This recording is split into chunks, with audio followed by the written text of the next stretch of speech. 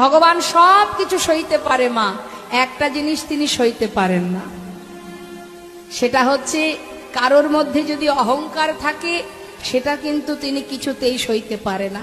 আগেই বলেছি, কোনো ক্ষেত্রে শুধুমাত্র যে ভগবানকে ভালোবাসার জন্যই অহংকার আসে তা নয়, অহংকারের অনেক ভাগ আছে বাবা। কারোর একটু টাকা পয়সা থাকলে দেখবেন অহংকার হয়, কি হয় তো? যার একটু টাকা আছে সে দেখবেন মানুষকে মানুষ বলে গণ্য করে না, অর্থাৎ টাকারও অহংকার আছে। আবার অনেকে দেখবেন রূপেরও অহংকার আছে। একটু যদি দেখতে সুন্দর হয় সে কাউকে পাত্তা দিতে চায় না, আমি এত সুন্দরী, তাই না? এটাও একটা অহংকার।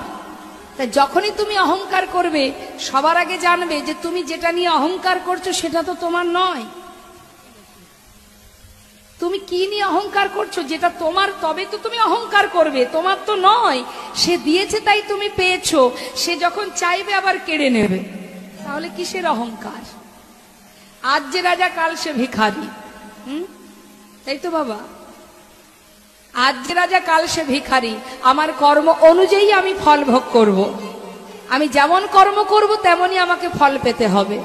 তোমার মধ্যে যদি একবার অহংকার এসে যায়, কখন যে ভগবান তোমার কাছ থেকে সর্বস্ব কেড়ে নেবে তুমি নিজেও জানো না। ওই যে একটা গান আছে,